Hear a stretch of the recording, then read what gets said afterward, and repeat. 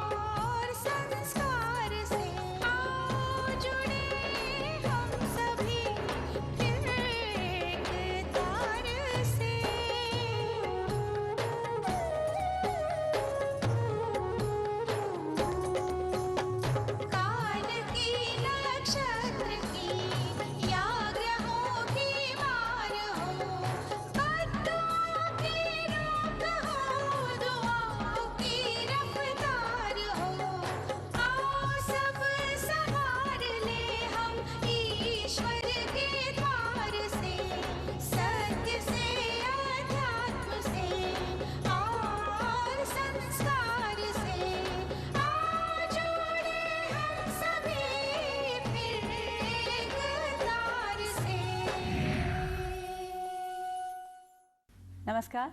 Spiritual विद्या की इस श्रृंखला में आज फिर एक नई कड़ी के साथ आप सबका बहुत बहुत स्वागत। अगर आपको याद हो, शुरू में ही हमने कहा था कि ये यात्रा हमारी और आपकी साथ है। एक आह्वान था, एक आमंत्रण था कि इस यात्रा पर आप हमारे साथ चलें। ये यात्रा खुद को जानने की और लौकिक जगत में यानी कि भौतिक जगत में भी जो हमारी इच्छाएँ हैं, कामनाएँ हैं, उसे पूर्ण करने का एक आश्वासन था।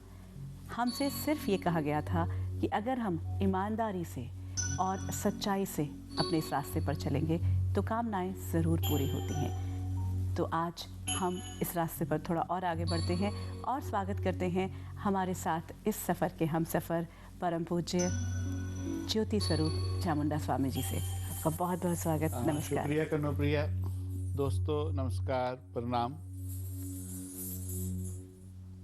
सच में नकारात्मक से कुछ सीखना, नेगेटिव को भी एंजॉय करना, और ऐसा केमिकल जो नकारात्मक को भी सकारात्मक में चेंज कर देता है, पॉजिटिव बना देता है। आपकी सोच ही बदल जाती है जब आप तंत्र विद्या के विद्यार्थी बनते हैं। तो आप पिछले कुछ दिनों से चल रहे हैं इस सफ़र में, तो कैसे बढ़ें और हम प्रैक्टिकल रूप से कैसे लाभ उठाएं, इसी चर्चा को आज कनुप्रिया के साथ आगे बढ़ाता हूं। स्वामी जी, सबसे पहली बात तो अपने सभी दर्शकों की तरफ से आपसे यही कहना चाहेंगे कि हमें बहुत मज़ा आ रहा है। हम जैसे हैं, जहाँ हैं, जिस भी रूप में हैं, हमें स्वीकार किया जा रहा है। पहली बार मुझे लगता है कि आध्यात्मिकता के किसी मंच पे हमें परिवर्तन के लिए नहीं कहा जा रहा। तो थैंक यू सो मच अपने सभी दर्शकों की तरफ से। परिवर्तन तो अपने आप हो जाएगा। अच्छा, वो हम देखेंगे। कहने से नहीं हो पाएगा ना, अपने आप हो जाएगा। बिल्कुल, वो परिवर्तन जब होगा हम इस रास्ते पर देखते जाएंगे। आपने हमें हाथ आगे दिया है थामने को, तो हमने वो थामा है। हम ईमानदारी से आगे बढ़ते जा रहे हैं और जैसे जैसे आपका साथ मिलता जा रहा है, पर्दे भी खुलते जा रहे हैं। हमें पता चलता जा रहा है, हम तैयार हैं काम करने को, क्योंकि हम चाहते हैं कि हम उन इच्छाओं को पाएं, हम सही रास्ते पर चलें। तो स्वामी जी, अगर पिछली कड़ी को याद करें, आपने एक हमें होमवर्क दिया था कि जो हमें चाहिए भौतिक रूप में या आध्यात्मिक में, उसे हम क्लैरिटी के साथ क्लियर रख लें अपने पास। और एक बात हमारी पिछली जो छूटी थी वो ये कि तंत्र की प्रणाली और मंत्र और यंत्र, वो उनका क्या आपस में, आपने कहा था वो पूरक हैं। क्या हैं ये प्रणालियाँ और ये किस तरह से काम करती हैं? मंत्र का बेटा मन के साथ संबंध है। जैसे हम मंत्र की साधना करते हैं, मंत्र का जाप करते हैं, तो हमारी सोचने की शक्ति को, विचार करने की शक्ति को, कल्पना की शक्ति को बहुत बढ़ाता है और हमारा मन जो है मजबूत होता है, स्ट्रांग होता है। मंत्र, जैसे मैंने पहले भी यही कहा था कि मंत्र बेस है। जब तक मंत्र नहीं होगा तब तक आप तंत्र में नहीं जा पाएंगे। तो मंत्र सभी धर्मों में है, चाहे कहीं उसको इबादत कहें, कहीं उसको जिक्र कहें, कहीं कोई आप प्रेयर करें, कहीं कोई गुरु के कहे गए शब्दों को बार बार आप जाप करना शुरू कर दें, कहीं सिमरन करें। मंत्र सब जगह है और मंत्र करने से ही आपका मन क्लीन होता है, मन स्ट्रांग होता है। जब तक क्लीन नहीं होगा तो बात नहीं बनेगी, क्योंकि सब एक मंत्र का जाप नहीं कर सकते। और ऐसा भी है कि आज आप इस मंत्र का जाप कर रहे हैं तो कल को किसी दूसरे मंत्र के बारे में आपको कहा जा सकता है, फिर तीसरे के बारे में कहा जा सकता है। और ऐसी भी स्थिति आ सकती है कि आपको कहा जाए आप कुछ ना करें, आप मंत्र को छोड़ दें। जैसे जैसे मंत्र से आपकी साधना आगे बढ़ जाती है तो फिर बात आती है यंत्र की। मंत्र मन है और यंत्र आप सोचें कि मंत्र करते करते आप में देवता जैसी परिस्थितियां आ गई, देवता जैसी शक्तियां आ गई, और उन शक्तियों का निवास कहाँ करें? ओके, तो मन मतलब आपने साध लिया, मन साध लिया, अपने सोच को साधा, सोच को साधा, और फिर आपने कहा बहुत सुंदर बात कि अब मुझ में जो शक्ति आई उसको मैं कहाँ लगाऊं, कहाँ लगाऊं, कहाँ रखूं। तो यंत्र उस शक्तियों को रखने का समूह है, उस शक्तियों को रखने का उपकरण है। जैसे ये एग्जाम्पल मुझे बहुत अच्छी लगती है, गुरुजी दिया करते थे। जैसे बिजली की शक्ति आ गई, इलेक्ट्रॉनिक पावर आ गई, तो कहाँ रखेंगे उसको? आपको कहें उसको संभाल के रखो बिजली की पावर को, नहीं रख सकते। तो उसके लिए बैटरी का इस्तेमाल होने लगा। तो बैटरी में वो शक्ति छोटे रूप में जमा हो गई, स्टोर हो गई। तो ऐसा आप सोच लीजिए कि जो यंत्र है वो आपकी जो शक्तियों को स्टोर करने की एक बैटरी है, पावर हाउस है। ओके। और जैसे जैसे आप उसको रोज विधि से पूजा करेंगे, रोज विधि से उसको रिचार्ज करेंगे, वैसे वैसे वो शक्ति रिचार्ज होती रहेगी। और शक्ति का जूझ कहाँ करें, फायदा कैसे हो, वो फिर तंत्र। वो फल खाने का नाम तंत्र है। फल कैसे खाएं, कैसे हों, कैसे चाहिए। तभी मैंने कहा शुरू से कि आप पहले मन से क्लीन हो जाएं। मन से संकल्प किया, मंत्र हो गया। संकल्प को पूर्ण करने के लिए जो सामग्री, जो सामान आपने इकट्ठा किया, तो यंत्र हो गया। और फल अच्छा रहे, अच्छा बने, फल में कोई खराबी ना हो, कोई त्रुटि ना रहे, हमें पूर्ण रूप से मिले, वो तंत्र हो गया। ओके, तो वो एक पद्धति हो गई कि मेरे को ट्यूबलाइट ऑन करनी है उस बिजली से, या मुझे बहुत कोई झूमर ऑन करना है, कुछ भी कर सकते, कुछ भी कर सकते। और आपके हाथ में एक शक्ति आ गई, आपके हाथ में ताकत आ गई। आपको अंधेरा चाहिए तो अंधेरा भी हो जाएगा, लाइट चाहिए लाइट भी हो जाएगी, टीवी चलाना चाहिए टीवी भी चल पाएगा। पर तंत्र की आगे फिर बहुत सी ब्रांचेज हैं, उनको कैसे इस्तेमाल करना। अगर मान लो आपने नंगी तार को छू दिया, जैसे पहले मैंने कहा, तो बिजली का दोष नहीं है वो। पर अगर आप जल्दी जल्दी सब कुछ करते हैं तो बहुत नुकसान होने की संभावना रहती है। पर तंत्र जो है वो फल के मार्ग तक आपको जल्दी पहुंचाता है। तंत्र का मार्ग सुगम है। तंत्र त्याग करने को नहीं कहता, तंत्र आपको सुखों का विसर्जन करने को नहीं कहता, तंत्र आपको पति पत्नी को अलग रहने को नहीं कहता, तंत्र आपसे परिवार से दूर जाने की बात नहीं करता, तंत्र आपको साधना में आगे बढ़ना है, जंगलों में जाने की बात नहीं करता। तंत्र जो हैं जैसे हैं उसी को पूर्ण अवस्था में स्वीकार करके उसी का कैसे रूपांतरण करना है। तो तंत्र में स्वामी जी पहले मंत्र और यंत्र भी आएगा, या तंत्र इंडिपेंडेंटली? नहीं, तंत्र इंडिपेंडेंट है, पर मंत्र का सहारा आपको लेना पड़ेगा। अगर आप छोटी अवस्था में है तंत्र की, क्योंकि तंत्र को कहा जाता है कि तंत्र विद्या इह लोक से उस लोक तक पहुंचाती है। तंत्र में ऐसे सोपान हैं कि बहुत जल्दी आपको बिल्कुल ईश्वर तक ले जाते हैं। और भी रास्ते हैं, पर तंत्र का मार्ग सुगम है। पर मंत्र के थ्रू जाएंगे तो आम लोगों के लिए आसान होगा। और अगर हम अपने मन को वैसे ही साफ कर पाए, मजबूत कर पाए, जो आजकल हम नहीं कर पाते हैं, नहीं हो पाता। इसीलिए मंत्र का सहारा है, क्योंकि कलियुग में महापुरुषों ने कहा है कि मंत्र का बहुत बड़ा सहारा है कि मन को कोई खूंटी चाहिए पकड़ने को। अगर आप वैसे ही कर पाएंगे तो बात खत्म हो गई। देखिए, जो हम ध्यान करते हैं, ध्यान इसलिए किया जाता है कि हम मन के ऊपर कंट्रोल कर पाएं। मन की जो शक्ति है, मन की शक्ति अथाह है। ऐसा कहते हैं कि एक एटम बम से भी कई गुना ज्यादा मन की शक्ति है, अभी साइंस भी कहती है। अगर उस शक्ति को हम कंट्रोल करें, उस शक्ति अच्छी हो, बढ़िया हो, इसलिए ध्यान करते हैं। जब वो शक्ति ठीक हो गई आपकी, आपने मन को कंट्रोल कर लिया, तो आप समझ लीजिए कि आपको ध्यान की जरूरत नहीं है। फिर आप तो 24 आवर समाधि अवस्था में चले गए। जब समाधि अवस्था में चले गए तो फिर ध्यान तो अपने आप होने लगा। आप कहीं भी हैं, आप ध्यान में हैं। ध्यान लगाने की जरूरत नहीं। ध्यान लगाने की जरूरत नहीं। इसी तरह कुछ ऐसे लोग हैं वो बिना किसी बात के ऐसी अवस्था तक पहुंच जाते हैं, पर हम पूरी जानकारी दे रहे हैं, इसलिए आम लोगों के लिए ऐसी बात है कि हमें पूरे स्टेप बाय स्टेप आगे बढ़ना है।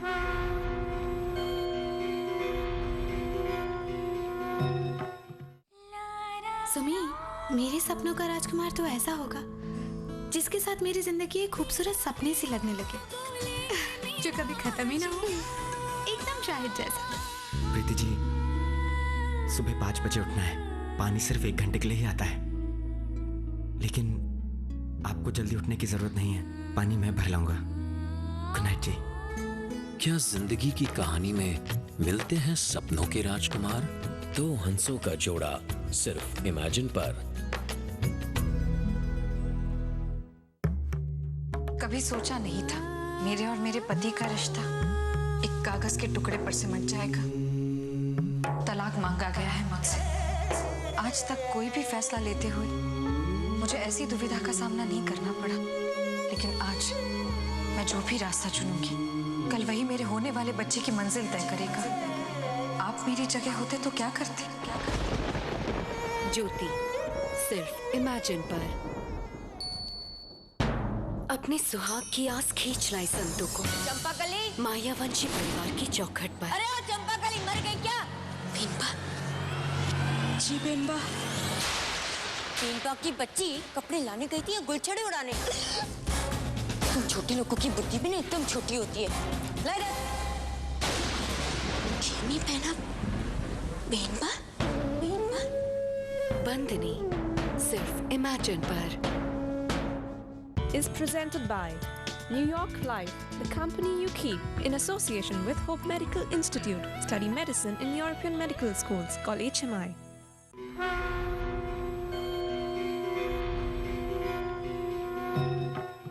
तो मंत्र का साथ लेकर हम तंत्र को पूरी तरह से हम फलित कर सकते हैं। जो हम और अब हम बात ही करते, तो ये हमारे सामने एक क्लियर मैकेनिज्म क्या है। होता है बेटा कि जैसे मंत्र करते करते कुछ सुखों की हमें प्राप्ति होने लगती है। आप सोचें कि एक व्यक्ति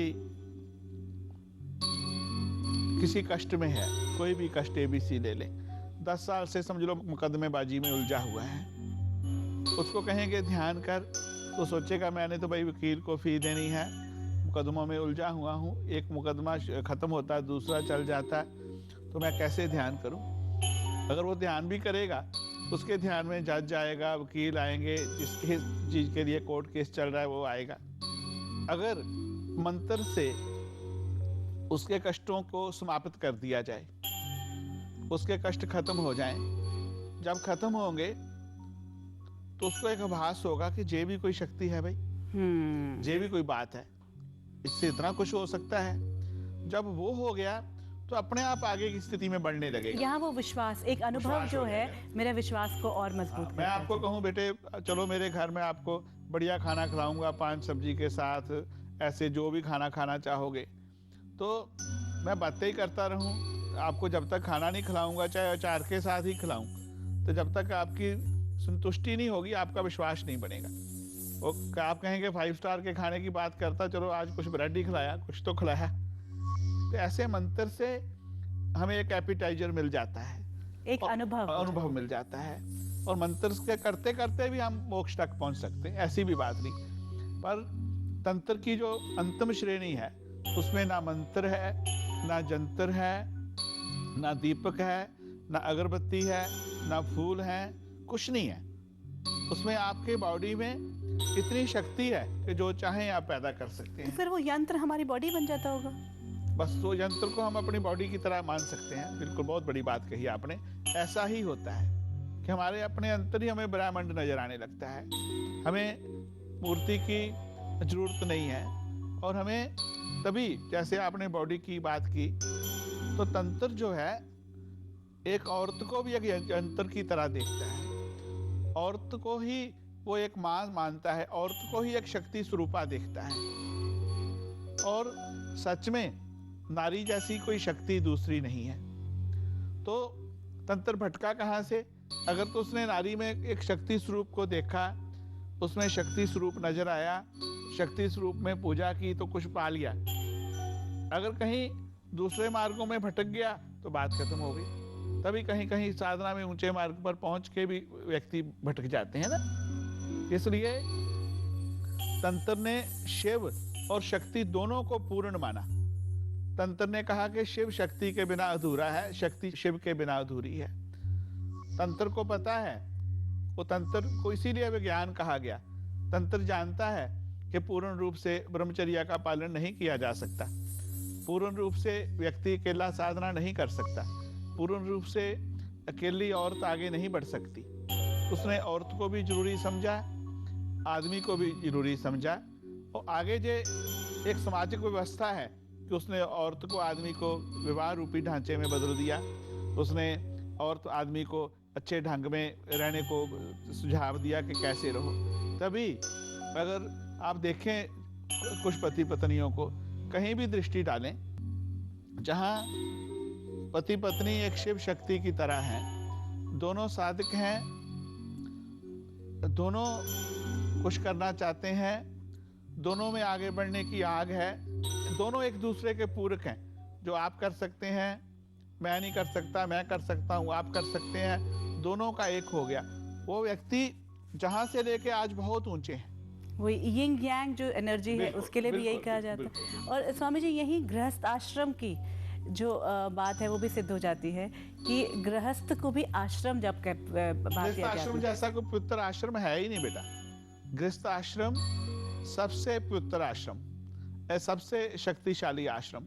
आप देखें, अगर गृहस्थ आश्रम नहीं होगा तो कहाँ से ब्रह्मचर्य आश्रम आएगा, और कहाँ से वानप्रस्थ आएगा, और कहाँ से संन्यास आएगा। जब बच्चे पैदा होने बंद हो जाएंगे तो सब बंद हो जाएगा ना। जो बीज है, जो नींव है, वो पूरे विश्व की सबसे शक्तिशाली नींव वो है गृहस्थ आश्रम।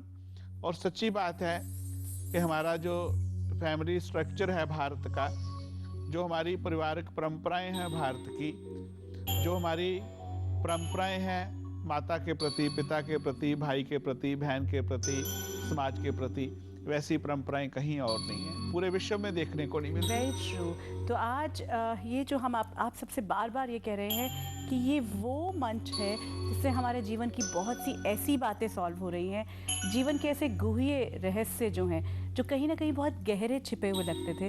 तंत्र को आज तक हम किसी और नज़र से देख रहे थे, आज वो हमारा साथी बन गया है। एक ऐसी प्रणाली, एक ऐसा विज्ञान जो मुझे चाहिए जीवन में, वो मुझे देने को तैयार है, मुझे रास्ता दिखाने को तैयार है। तो ये हम रास्ते पर आगे बढ़ रहे हैं। स्वामी जी, हम बात कर रहे थे तंत्र जो है वो किस तरह से मुझे रास्ता दिखाना शुरू करता है। अब आपने कहा कि अगर आप क्लियर हो गए, मुझे ये चाहिए, चलिए हम सांसारिक ले लेते हैं। आज मेरे सामने एक गोल, हमने बहुत रिसर्च की, अपने साथ बैठ के, अपने घर वालों के साथ बैठे, सामने खुद अपने साथ मंथन किया। पहला तो प्रयास यही शुरू हुआ कि मंथन शुरू हुआ अपने मन में, मुझे CMD बनना है अपनी कंपनी का। ये मेरे मन का गोल एक तय हो गया कि मुझे चीफ बनना है अपनी कंपनी का। तो अब आगे मैं क्या करूं? बहुत अच्छा मकसद बताया अनुप्रिया ने। सबसे पहले दोस्तों, आपको CMD बनना है तो आप कंपनी को प्यार करना शुरू करें, उसके लिए हर संभव प्रयास करें।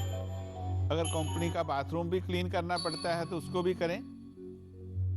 और कोई बड़े से बड़ा काम करना पड़ता है उसको भी करें। तो आप सोचें कि कंपनी एक आपकी बॉडी है, आपको अपने पाँव का भी ध्यान रखना है, सिर का भी ध्यान रखना है। जैसे जैसे आप कंपनी को प्यार करने लगेंगे वैसे वैसे कंपनी भी आपको प्यार करने लगेगी।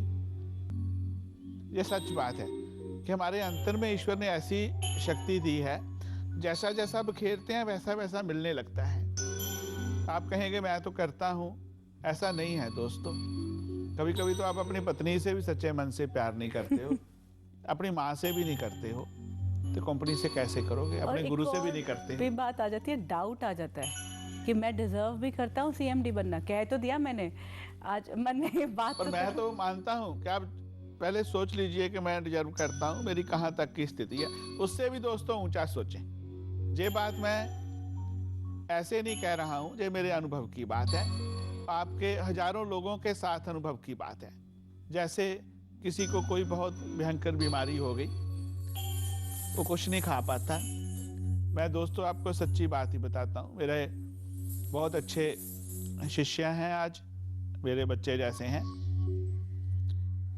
10 साल पहले मुझे मिले कन्नुप्रिया, किसी को लेके आए, कोई बीमार था, बोले इसको डर लगता है इस लड़की को।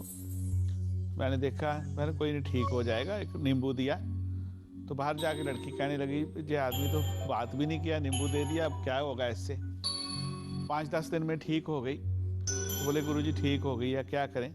मैं ये तो ठीक हो गई, तो अपनी बात कर बेटे, क्या बात है तुम्हें? बोले सच्ची बात बताऊं? बोले मैं कुछ नहीं खा सकता हूँ, और मुझे जहाँ के डॉक्टरों ने कह दिया कि तू इंडिया चले जा, वहाँ कुछ आयुर्वेद का इलाज कर। तो कहता मैं इवन गर्म पानी पी लेता हूँ तो मुझे उसी टाइम बाथरूम जाना पड़ता है। मिर्च वाला खाना, मसाले वाला खाना बिल्कुल नहीं खा पाता, और अभी तो ऐसे ही बाइल्ड चीज़ें खाता हूँ। बस मुझे लगता है कि मेरी ज़िंदगी ख़त्म हो चुकी है। 6 फीट से ऊपर का आदमी, हरियाणा के रहने वाले हैं। मैं देखा जो मन का बहुत अच्छा आदमी है, कैसे करें? मैं बेटा तू मेरी बात मान पाएगा? बोले आप जो भी कहो मान पाऊंगा, मैं जी सकता हूँ, मैं ठीक हो जाऊंगा। मैंने डांटा भी, ऐसे क्यों करता है बेटे, तू ऐसा नहीं सोच, ऐसा तो तू जिएगा, ठीक होएगा, तुम्हें साधना करनी पड़ेगी, वेजिटेरियन होना पड़ेगा, थोड़ा मंत्र जाप करना पड़ेगा।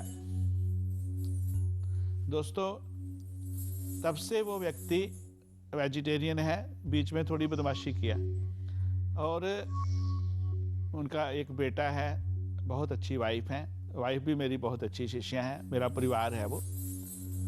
आज तक वो बच्चा अपना धर्म निभा रहा है, साधना में बहुत आगे है, और सच में वो मंत्र ज्ञान की शक्ति से ठीक हुआ। उसका नाम है साहिब सिंह, मेरा बहुत अच्छा बेटा है, न्यूयॉर्क में रहते हैं, वो मेरे सभी सर्कल के लोग उनको जानते हैं। Very true. तो आज जो हमने समझा वो यही कि जहाँ हम कर्म की फिलॉसफी से डर रहे थे कि शायद मेरे कर्मों का ही फल है जो मैं भुगत रहा हूँ, तो आज ही तय कर लीजिए कि जहाँ पे मैं खड़ा हूँ वहाँ से मेरी यात्रा शुरू होती है। बस मैं आज से नई जिंदगी जीना चाहता हूँ, आज से मेरी नई जिंदगी का आरंभ होता है। आज से मैं चाय बना रहा हूँ, चाय पिला रहा हूँ लोगों को, नहीं मुझे अभी चाय का रेस्टोरेंट करना है। मैं लोगों की सेवा कर रहा हूँ, मैं कैमरामैन हूँ, मुझे अपने कैमरे लेके लोगों को अभी काम करना है। आप सोच लेंगे तो आप बन जाएंगे। और तंत्र विज्ञान आपको जीने की स्वतंत्रता देता है। आप समझें अपने आप को, और आज से सही में दोस्तों अच्छी जिंदगी जीने लगे। बस इसी के साथ आपसे कन्नुप्रिया जी से इजाजत लेता हूँ।